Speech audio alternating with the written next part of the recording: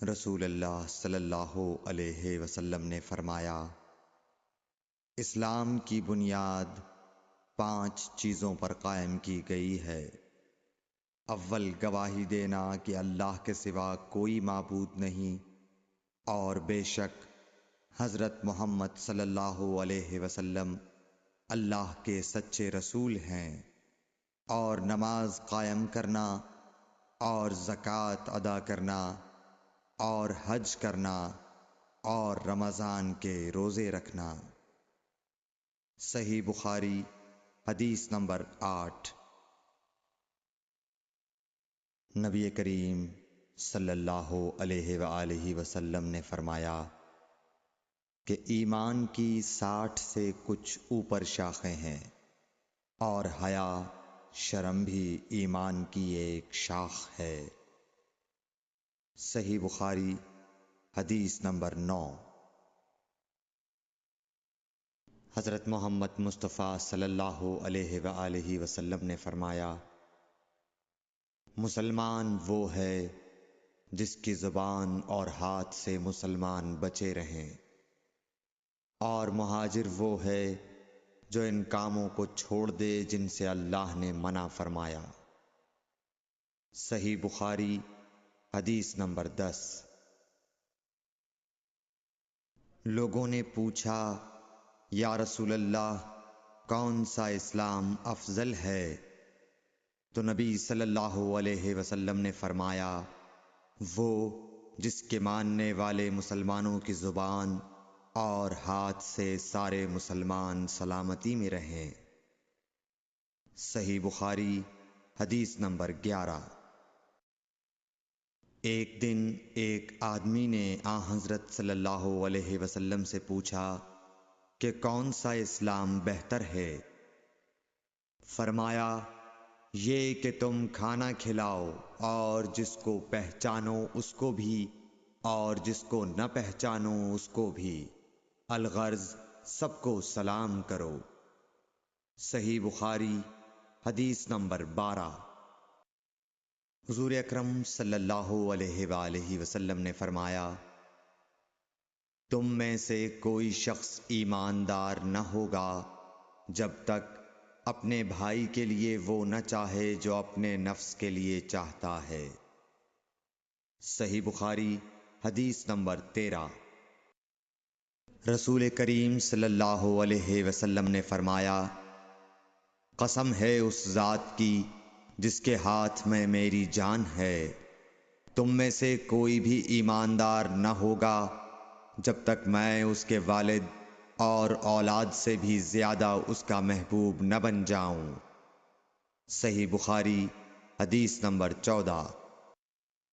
حضرت صلی اللہ علیہ وسلم نے فرمایا، تم میں سے کوئی شخص ایماندار نہ ہوگا جب تک اس کے والد اور اس کی اولاد اور تمام لوگوں سے زیادہ اس کے دل میں میری محبت نہ ہو جائے۔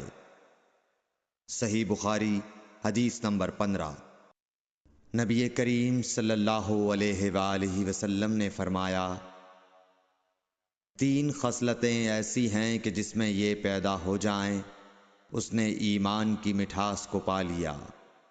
اول یہ کہ اللہ اور اس کا رسول اس کے نزدیک سب سے زیادہ محبوب بن جائیں۔ دوسرے یہ کہ وہ کسی انسان سے محض اللہ کی رضا کے لیے محبت رکھے۔ تیسرے یہ کہ وہ کفر میں واپس لوٹنے کو ایسا برا جانے جیسا کہ آگ میں ڈالے جانے کو برا جانتا ہے۔ صحیح بخاری حدیث نمبر 16۔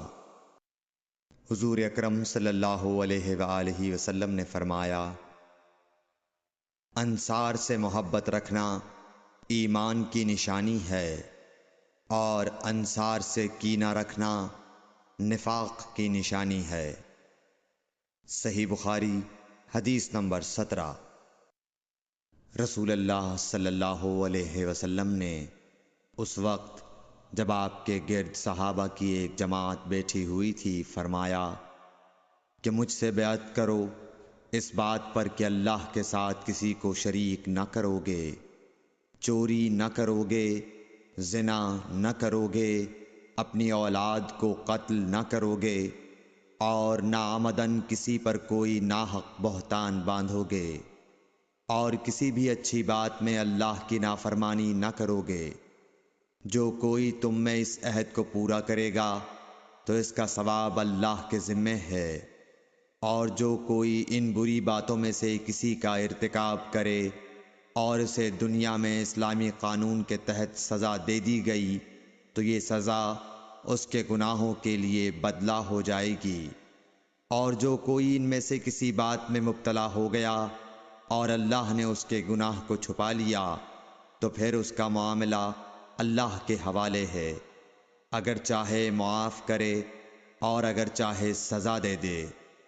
عبادہ کہتے ہیں کہ پھر ہم سب نے ان سب باتوں پر آپ صلی اللہ علیہ وسلم سے بیعت کر لی۔ صحیح بخاری حدیث نمبر 18۔ رسول اللہ صلی اللہ علیہ وسلم نے فرمایا، وہ وقت قریب ہے جب مسلمان کا سب سے عمدہ مال اس کی بکریاں ہوں گی، جن کے پیچھے وہ پہاڑوں کی چوٹیوں اور برساتی وادیوں میں اپنے دین کو بچانے کے لیے بھاگ جائے گا۔ صحیح بخاری حدیث نمبر 19۔ رسول اللہ صلی اللہ علیہ وسلم کسی کام کا حکم دیتے تو وہ ایسا ہی کام ہوتا جس کے کرنے کی لوگوں میں طاقت ہوتی۔ اس پر صحابہ کرام نے عرض کیا کہ یا رسول اللہ، ہم لوگ تو آپ جیسے نہیں ہیں، آپ تو معصوم ہیں اور آپ کی اللہ پاک نے اگلی پچھلی سب لغزشیں معاف فرما دی ہیں، اس لیے ہمیں اپنے سے کچھ زیادہ عبادت کرنے کا حکم فرمائیے۔ یہ سن کر آپ ناراض ہوئے، حتیٰ کہ خفگی آپ کے چہرہ مبارک سے ظاہر ہونے لگی۔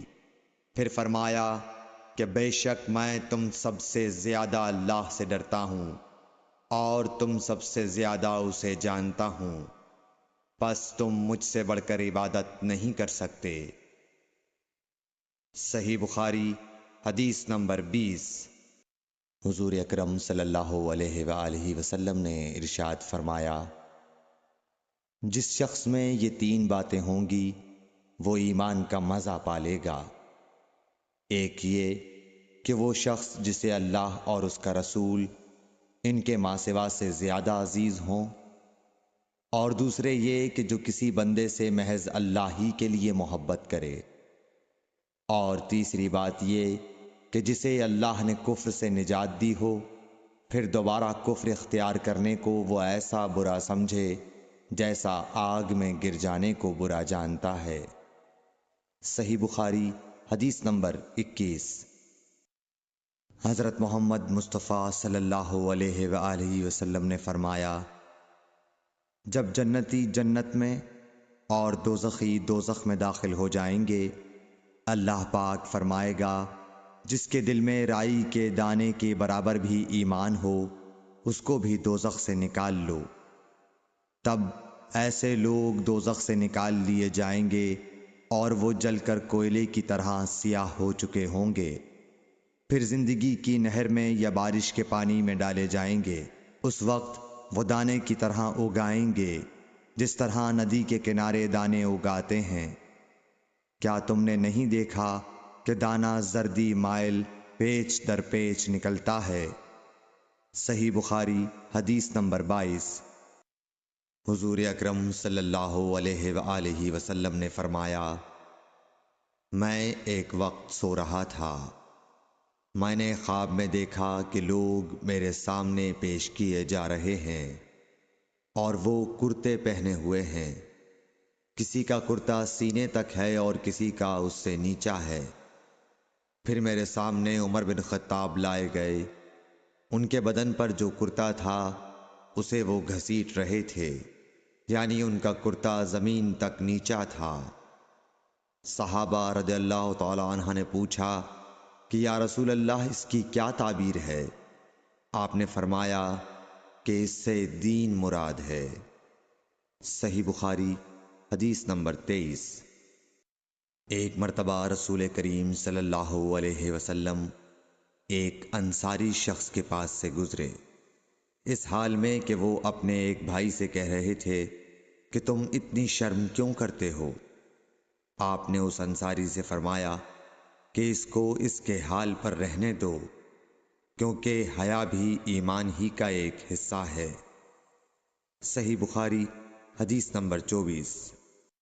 رسول اللہ صلی اللہ علیہ وسلم نے فرمایا، مجھے اللہ کی طرف سے حکم دیا گیا ہے کہ لوگوں سے جنگ کروں، اس وقت تک کہ وہ اس بات کا اقرار کر لیں کہ اللہ کے سوا کوئی معبود نہیں ہے، اور یہ کہ محمد صلی اللہ علیہ وسلم اللہ کے سچے رسول ہیں، اور نماز ادا کرنے لگیں اور زکوٰۃ دیں۔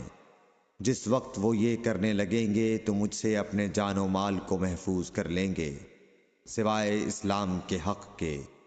رہا ان کے دل کا حال تو ان کا حساب اللہ کے ذمہ ہے۔ صحیح بخاری حدیث نمبر 25۔